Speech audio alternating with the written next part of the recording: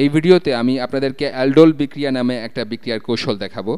এটা পুরো অর্গানিক কেমিস্ট্রির সবচেয়ে গুরুত্বপূর্ণ বিক্রিয়া এবং বিক্রিয়া কৌশলগুলোর মধ্যে একটা, কারণ এটা হলো কার্বন কার্বন বন্ধন গঠনের একটা ভালো উপায়।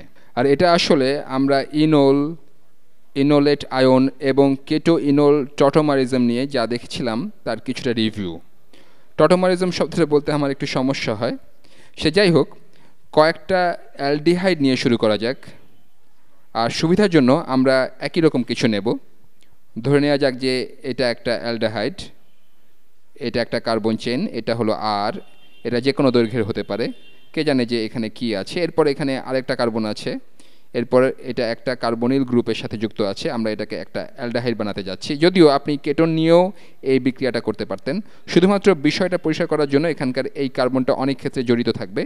এর হাইড্রোজেনটা আঁকা যাক। সাধারণত আমাদের এই হাইড্রোজেন আঁকার প্রয়োজন হয় না। কিছুটা রিভিউ করছি। কার্বনিল কার্বনের পরের কার্বনটাকে বলা হয় আলফা কার্বন। এটা যদি কিটোন হতো তবে এখানেও কার্বন থাকতো আর সেটাও আলফা কার্বন হতো। আমরা এই বিক্রিয়াতে দেখব যে এই হাইড্রোজেনগুলো আসলে অনেক বেশি অ্যাসিডিক বাকি কার্বন চেনের কার্বনের সাথে যুক্ত হাইড্রোজেনের তুলনায়। এটা আসলে এজন্য হয় যে এই প্রোটনটাকে অন্য কিছু নিয়ে নিতে পারে আর এর ইলেকট্রনটা এই কার্বনের কাছে যেতে পারে, আর তখন এটা রেজোনেন্সের মাধ্যমে সুস্থিত হয়। আমরা একটু পরেই সেটা দেখব। আমি বলেছিলাম যে আমি এর দুইটা অণু আঁকবো, কারণ আমাদের দুইটা অণু দরকার। এখানে প্রকৃতপক্ষে দুইটা অণু কিছুটা যুক্ত হয়ে যাবে, তাহলে এখানে আরেকটা অ্যালডিহাইড অণু আঁকা যাক। আমি সেটাও এটার মতোই আঁকছি, কারণ আমার মনে হয় তাতে দুইটা অণু ভিজুয়ালাইজ করাটা কিছুটা সহজ হবে। একইভাবে অন্য অণুটা আঁকা যাক। আমি এটা ভিন্ন একটা রং দিয়ে আঁকবো। এখানে আর গ্রুপটা আছে, এরপর এখানে অক্সিজেনটা আছে। আমি এই অণুতে সবগুলো হাইড্রোজেন আঁকবো না, কিন্তু এটা আর এটা ঠিক একই অণু। হাইড্রোজেনগুলো এখানে উজ্জ্বলভাবে আছে। এখন আমি যে অ্যালডোল বিক্রিয়া দেখাবো সেটা ক্ষারীয় পরিবেশে হবে। আপনি কল্পনা করতে পারেন যে বিক্রিয়াটা ক্ষার দিয়ে প্রভাবিত হবে। কল্পনা করে নেওয়া যাক যে এখানে চারপাশে কিছু হাইড্রক্সাইড আছে, চারপাশে কিছু হাইড্রক্সাইড অ্যানায়ন আছে। হাইড্রক্সাইড, আমি এটা ভিন্ন রং দিয়ে দেখাবো। ধরে নেওয়া যাক যে এখানে নেগেটিভ চার্জযুক্ত হাইড্রক্সাইড অ্যানায়ন আছে। আমি একটু আগে আপনাদের বলেছি যে এই হাইড্রোজেনগুলো অনেক বেশি অ্যাসিডিক হয় কার্বন চেনের অন্য যে কোনোখানকার হাইড্রোজেনের তুলনায়। এটা হলো আলফা হাইড্রোজেন। তাহলে আপনারা একটা অবস্থার কথা কল্পনা করতে পারেন যেখানে হাইড্রক্সাইড থেকে একটা ইলেকট্রন এখানকার একটা হাইড্রোজেন প্রোটনকে দেওয়া হবে, আর তারপর যে ইলেকট্রনটা এই হাইড্রোজেনের সাথে ছিল সেটা এবার এই আলফা কার্বনের কাছে চলে আসবে। আর এটা ঘটলে এই বিক্রিয়ার পরের ধাপটা দেখতে এরকম হবে। আমি এটা সাম্যাবস্থানে দেখাবো। আমি সেটা এভাবে দেখাচ্ছি। বিক্রিয়ার এই ধাপের প্রোডাক্টটা যেটার সাথে সাম্যাবস্থায় থাকবে সেটা হলো এখানে এই কার্বন চেইন বা অণুর বাকি অংশটা থাকবে। আর এটা শুধুমাত্র এজন্যই থাকছে যে এটা যে কোনো কিছু হতে পারে। এটার সাথে যুক্ত আছে আলফা কার্বন। একটু পরেই আমি দেখাবো যে এটা এবার নেগেটিভ হয়ে যাবে। এটা কার্বনিল গ্রুপের সাথে যুক্ত, এটার সাথে যুক্ত আছে হাইড্রোজেন। আমি এখন সেই হাইড্রোজেনটা আঁকছি না, আমরা জানি যে সেটা এখানে আছে, কিন্তু আমি এই হাইড্রোজেনটা এখানে আঁকছি আর অন্য হাইড্রোজেনটা বের করে নেওয়া হয়েছে। আর এই আলফা কার্বনের এবার একটা নেগেটিভ চার্জ আছে, কারণ এটা একটা ইলেকট্রন পেয়েছে এই প্রোটনের কাছ থেকে। আর এখানে হাইড্রোক্সাইডটা আছে, এটা এবার এই প্রোটনটা নিয়ে নিয়েছে এবং পানিতে পরিণত হয়েছে। যে কারণে এটা শুরুতে অ্যাসিডিক ছিল তা হলো এটা রেজোনেন্সের মাধ্যমে সুস্থিত হয়। আমি এখন আপনাদের দেখাবো যে এটা রেজোনেন্স স্টেবিলাইজড। এখানকার এই আলফা কার্বন তার ইলেকট্রনটা এই কার্বনিল কার্বনকে দিতে পারে, আর কার্বনিল কার্বনটা ইলেকট্রনটা পেলে সেটা উপরের এই অক্সিজেনকে দিতে পারে। তখন দ্বিবন্ধনটা ভেঙে যাবে। তখন এই কনফিগারেশনটা রেজোনেন্স স্টেবিলাইজড হবে এই কনফিগারেশনের সাথে। আমি সেটা এভাবে আঁকছি। এখানে আছে এই আর, এরপর অক্সিজেনের সাথে একক বন্ধন আছে। এটা এবার একটা ইলেকট্রন পেয়ে নেগেটিভ হয়ে যাবে। এবার এখানে এরকম একটা দ্বিবন্ধন থাকবে। আমি চাইলে এই হাইড্রোজেনটা আঁকতে পারি, এটা না আঁকলেও চলে, এটা উজ্জ্বলভাবে সেখানে আছে। আপনারা এটার সাথে পরিচিত থাকতে পারেন। এটা হলো ইনোলেট অ্যানায়ন। এখানকার এটা হলো ইনোলেট অ্যানায়ন, ইনোলেট আয়ন। এখানে যদি একটা হাইড্রোজেন থাকে তবে এটা হবে ইনল। আমরা বলতে পারি যে এটা হলো কিটো রূপ আর এটা হলো ইনল রূপ। আমরা এটা আগেই দেখেছি। ইনোলেট আয়নের একটা ইন্টারেস্টিং বিষয় হলো এটা নিউক্লিওফাইল হিসেবে কাজ করতে পারে। এটা নিউক্লিওফাইল আক্রমণ করতে পারে অন্য অ্যালডিহাইডের কার্বনিল গ্রুপে, কিন্তু এটা কিছুটা অপ্রচলিত উপায়ে সেটা করে। আমি এখন আপনাদের দেখাবো যে এটা কিভাবে সেটা করে।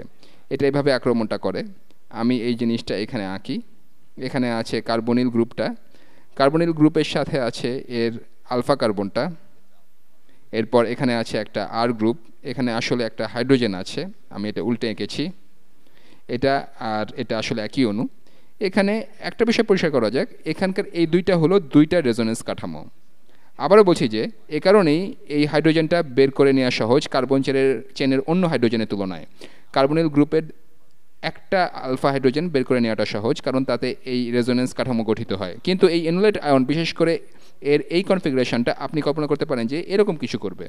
আপনি ধরে নিতে পারেন যে এই অক্সিজেনটা, ইলেকট্রনটা কার্বনিল কার্বনকে, এখানকার এই কার্বনটাকে ফিরিয়ে দিচ্ছে। আর এটা যখন ঘটবে তখন এখানকার এই জিনিসটা তার একটা ইলেকট্রন ছেড়ে দিবে। আর সে যে ইলেকট্রনটা ছেড়ে দেবে, এটা একটা নতুন রং দিয়ে দেখাই। এই ইলেকট্রনটা যেটা সে ছেড়ে দেবে সেটা এখানে এসে এই কার্বনিল গ্রুপে নিউক্লিওফিলিক আক্রমণ করতে পারে। আর সেই কার্বনিল কার্বনটা একটা ইলেকট্রন পাবে। আমি অন্য রং দিয়ে এটা করি। এই কার্বনিল কার্বনটা একটা ইলেকট্রন পেলে সে একটা ইলেকট্রন উপরের এই অক্সিজেনকে দিয়ে দিতে পারবে। এর পরবর্তী ধাপে এরকম কিছু একটা পাওয়া যাবে।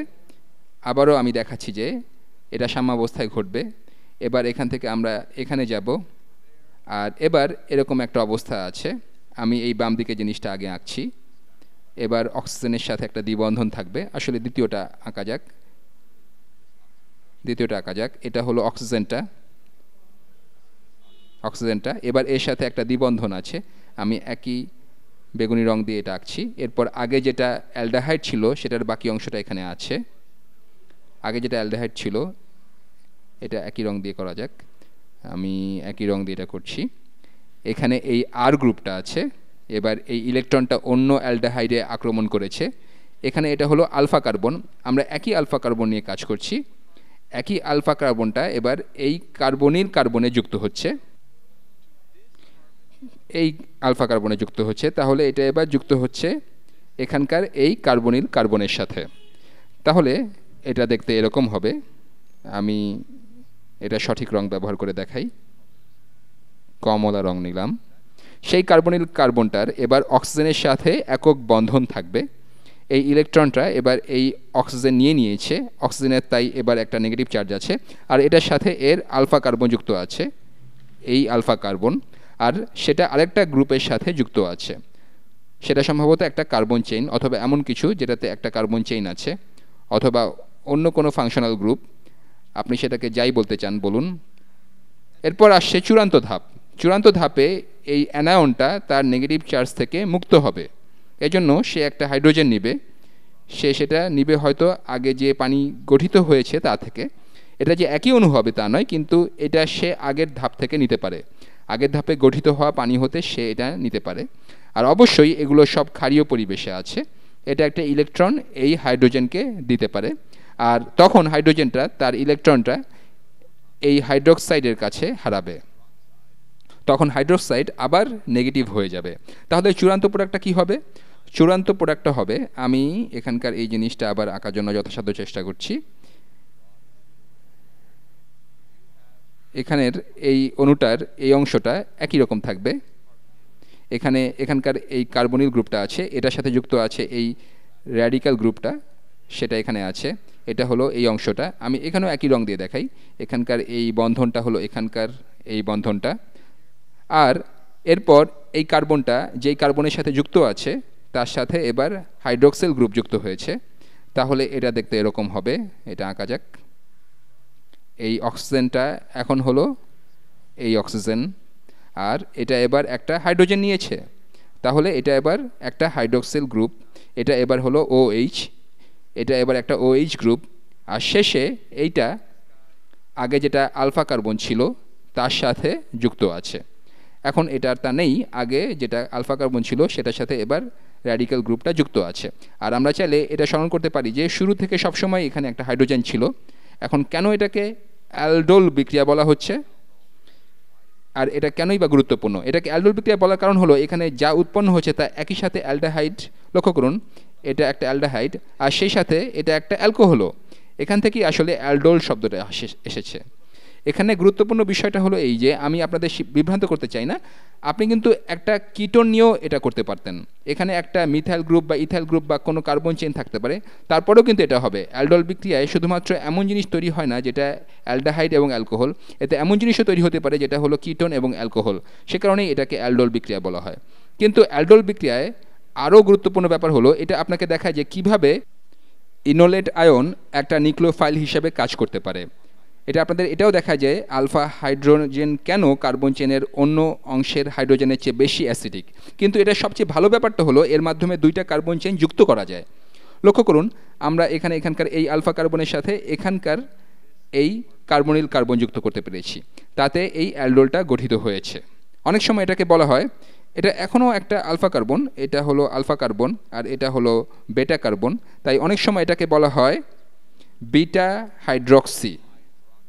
আর আমরা সম্ভবত ফার্মাসি থেকে এমন কোনো জিনিস কিনেছি যেটার উপর এই শব্দটা লেখা থাকে, এটাকে বেটা হাইড্রক্সিও বলা হয়। এটা হলো আলফা আর এটা হলো বেটা, একটা হাইড্রক্সিল গ্রুপ বেটা কার্বনে যুক্ত আছে, এটা হলো বেটা হাইড্রক্সি অ্যালডিহাইড। বেটা হাইড্রক্সি অ্যালডিহাইড। যাই হোক, আশা করি এটা আপনাদের ভালো লেগেছে।